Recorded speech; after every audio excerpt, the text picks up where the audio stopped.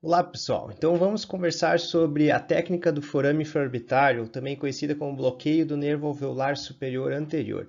Essa é uma técnica muito interessante, ela é capaz de anestesiar uma área relativamente grande na face e é muito útil quando a gente vai trabalhar em mais do que um dente na região anterior da maxila ou fazer pequenas cirurgias, pequenas e médias cirurgias nessa região da maxila. E alguns profissionais têm receio, não conhecem bem a técnica, acham que é uma técnica complicada, e vocês vão ver ao decorrer do vídeo que isso não é verdade. Quais são os nervos que vão ser anestesiados com o bloqueio do forame infraorbitário? Então, o nervo alveolar superior anterior, para essa região anterior da maxila, os dentes anteriores.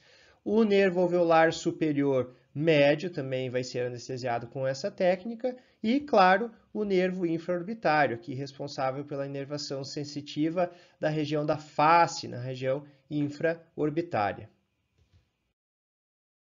Qual que é a área que é anestesiada por esses nervos? Então, qual a área do paciente vai ficar anestesiada quando a gente usa essa técnica?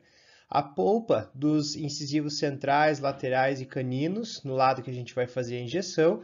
Na maioria dos casos, a polpa, inclusive dos pré-molares, vai estar anestesiada. O tecido periodontal, vestibular e o osso sobre esses dentes, né, os dentes anestesiados, e também uma região aqui na face do paciente, a pálpebra inferior, o aspecto lateral do nariz, ou seja, a asa do nariz daquele lado, e o lábio superior do paciente no lado anestesiado. Essa é a área. Então vejam que é uma área grande que vai ser anestesiada com uma única técnica.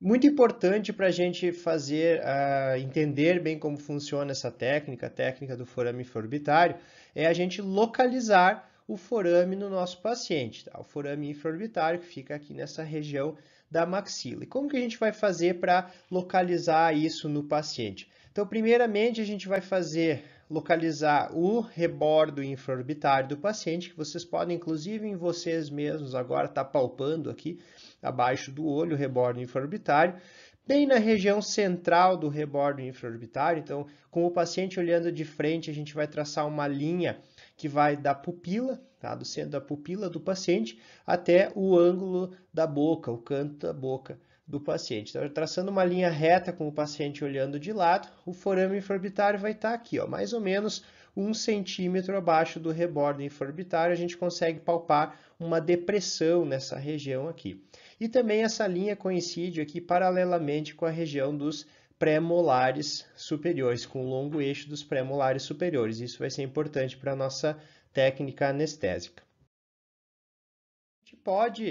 A gente pode pensar que o forame infraorbitário fica longe, né, que é uma área longe para ser anestesiado, longe da boca, mas na verdade não. Se a gente afastar o lábio do paciente, o lábio superior aqui do paciente, ó, palpando onde está o forame infraorbitário, vejamos que por dentro da boca não é muito longe não, o caminho a ser percorrido pela agulha é relativamente curto. E aqui, ó, paralelo à região dos pré-molares superiores, como eu havia falado. Isso vai ser bem importante para a nossa técnica.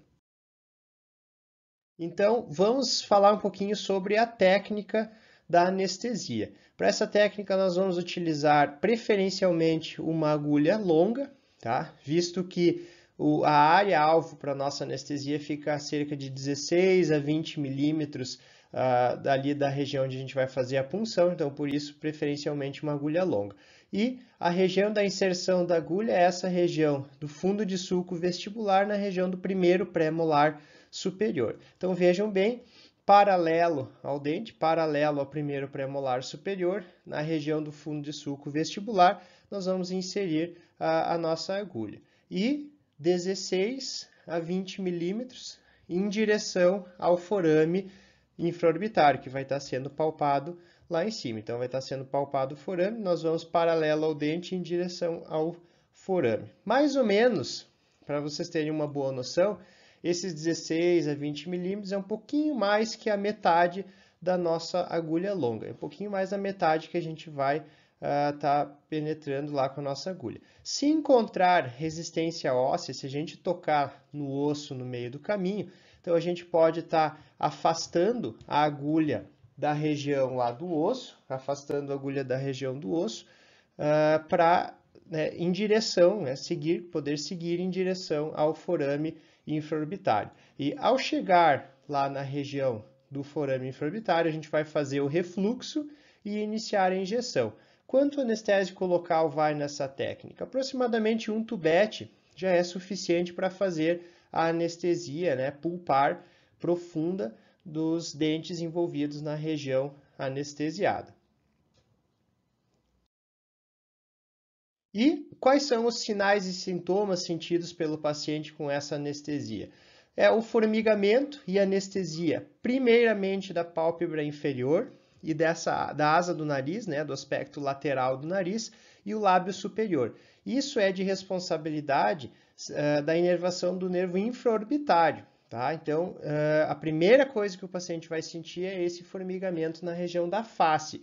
E é bem importante que ele tenha essa perda da sensibilidade na pálpebra inferior e no aspecto lateral do nariz, porque isso vai nos dar a segurança que foi feita a anestesia na região do forame.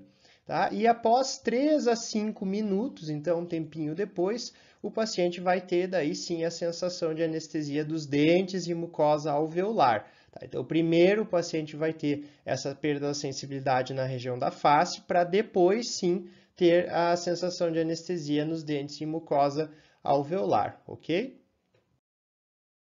Então é isso aí, pessoal. Espero que vocês tenham gostado e não se esqueçam de inscrever-se no nosso canal.